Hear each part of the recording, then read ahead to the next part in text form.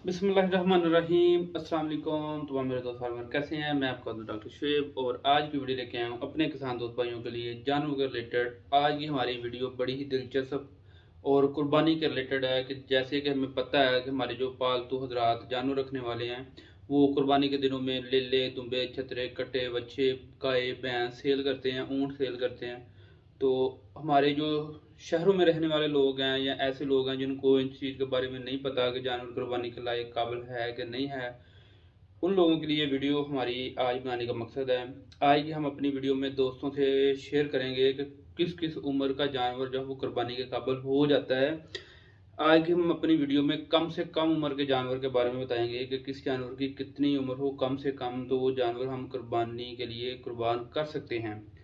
उस उम्र से ज़्यादा का जानवर हो तो इजीली कुर्बान हो जाता है। ज़्यादा ओल्ड होगा तो वो नुकसान तो अपने मालिकों को होगा कि वो खाने के काबिल नहीं होता, ज़रा सख्त होता है। तो आज की हमारी सिंपल वीडियो जानवरों में कुर्बानी के रिलेटेड है कि फिर जानवर जो है गाय, भैंस, दुम्बा, चतरा, जितने भी जानवर हैं इनकी औसत उम्र कितनी होनी चाहिए कम से कम कि जो उसकी कुर्बानी जो है वो जायज़ होती है। सबसे पहले हम बात करेंगे भेड़ बकरी के बारे में, लेले के बारे में। ऐसे जानवर जो हैं इनकी कम से कम उम्र जो है वो 1 साल तक होनी चाहिए। 1 साल का जानवर हो जाए तो उसके बाद इसकी कुर्बानी जायज़ होती है। वो बेशक ऊपर 1.5 साल का हो जाए, 2 साल का हो जाए, 2.5 साल का हो जाए, उसकी कुर्बानी इजीली दे सकते हैं। कम से कम उम्र 1 साल होनी चाहिए कुर्बानी देने के लिए। ऐसे ही बात करें तो गाय और बच्चों की, इनकी कम से कम जो औसत उम्र देखी जाती है वो 2 साल देखी जाती है। 2 साल से कम उम्र के जानवर गाय है, बछड़ा है, बछड़ी है, इनकी कम से कम उम्र 2 साल होनी चाहिए। 2 साल उम्र अगर पूरी है तो उसको हम कुर्बानी के लिए कुर्बान कर सकते हैं, वो जायज़ है, हम उसकी कुर्बानी दे सकते हैं। ऐसे ही भैंस और बैल के बारे में है, कट्टे के बारे में है कि कट्टे जो हैं भैंस है इनकी भी कम से कम जो औसत उम्र है ना वो 2 साल होनी चाहिए। 2 साल से ऊपर बेशक वो 3 साल का हो जाए, 4 साल का हो जाए, 5 साल, जितनी भी उम्र हो जाए, 2 साल से कम उम्र नहीं होनी चाहिए। उसकी कुर्बानी जायज़ होती है, हम कुर्बानी दे सकते हैं ऐसे जानवरों की। इसके बाद ऊँट की बात करते हैं। ऊँट की जो औसत उम्र देखी जाती है वो 5 साल है। कम से कम उम्र 5 साल ऊँट की होनी चाहिए। इससे ऊपर जितनी भी उम्र का ऊँट हो हम कुर्बान कर सकते हैं कुर्बानी के लिए, इसमें कोई मसला मसाइल नहीं है।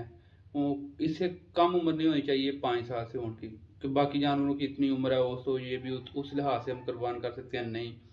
जिस नस्ल का जानवर है उसकी एज अलग अलग होती है। ऐसे ही दुम्बे और दुम्बी के बारे में बात करें तो दुम्बे और दुम्बी की उम्र भी जो है वो 1 साल कम से कम देखी जाती है। लेकिन अक्सर हमारे मुल्ला हजरात या जो इस्लामी मसले करते हैं वो क्या करते हैं, या किताबों में भी हम पढ़ते हैं, हमारी वेटनरी की बुक में भी लिखा हुआ है कि दुम्बा और दुम्बी जो है उसकी कम से कम उम्र 1 साल होनी चाहिए। लेकिन अगर उसकी सेहत इतनी ज़्यादा है कि वो 6 माह का दुम्बा है या दुम्बी है, लेकिन सेहतमंद होने की वजह से वो लगता है कि 1 साल उसकी उम्र है, 1 साल से ऊपर के लगते हैं, तो फिर हम उनकी कुर्बानी जो है वो इजीली दे सकते हैं। कम से कम उम्र 6 माह भी देखी जाती है, तब देखी जाती है जब वो बहुत ज़्यादा सेहतमंद हो और 6 माह की उम्र में वो 1 साल के नज़र आते हो, दिखाई देते हो। तो ऐसी कंडीशन में जो है वो हम कुर्बानी इजीली कर सकते हैं। इसके अलावा ऐसे ही जानवरों की अगर उम्र पूरी हो तो कौन सी चीज़ें देखनी चाहिए जानवरों की कुर्बानी के लिए, क्योंकि ये बड़ा सीरियस मसला इस्लामी लिहाज से देखा जाता है कि कुर्बानी जो है वो पाक शफाफ नज़र आनी चाहिए। तो उसके लिए हम चंद एक अलामत देखते हैं। वो चंद एक अलामत में ये देखते हैं कि जानवर जो है वो लंगड़ापन ना हो, लंगड़ा के ना चलता हो, उसको कोई चोट वगैरह ना लगी हो, टांग फ्रैक्चर नहीं हो कुदरती तौर पर या वैसे टूट ना गई हो। ऐसे जानवर की कुर्बानी बहुत कम लोग करते हैं। इसके अलावा कुर्बानी से पहले जानवर की आंखों में जो है वो कुदरती तौर पर कोई इन्फेक्शन ना हो, आंख खराब नहीं हो कि एक आंख में जख्म है और एक ठीक है, या एक आंख डेड हो गई है एक चल रही है, मतलब ऐसे अंधापन नहीं हो। जानवर जो है वो हम कुर्बानी दे सकते हैं जिसकी दोनों आंखें बिल्कुल ठीक हैं। इसके अलावा अगर जानवर के किसी हिस्से पे जख्म हो, कोई कट लग गया है, कोई जख्म फ्रैक्चर है, पुराना जख्म है जिसमें से पीप बहती है, रेशा आता है, ऐसे जानवर की कुर्बानी भी जायज़ नहीं होती। हमें ऐसे जानवर की कुर्बानी नहीं करनी चाहिए जिसमें से रेशा बहता है, कोई ज़ख्म है, कट लगा है, बार बार इन्फेक्शन होता है। इसके अलावा अगर जानवर बड़े जो हैं उनमें से किसी का सींग टूट गया है, सींग का इन्फेक्शन है, वो कट लग गया था, टूट गया, उसमें से रेशा आ रहा है, तो ऐसे जानवर की कुर्बानी भी जो है वो तकरीबन जायज़ नहीं होती। लेकिन अक्सर जो दोस्त हज़रात जिन्होंने पाले होते हैं वो घर में उसको कर देते हैं कुर्बानी के लिए, लेकिन बाहर इसकी सेल खरीदो फरोख्त नहीं होती। ऐसे जानवर की कुर्बानी भी तकरीबन 90% तक लोग नहीं देते।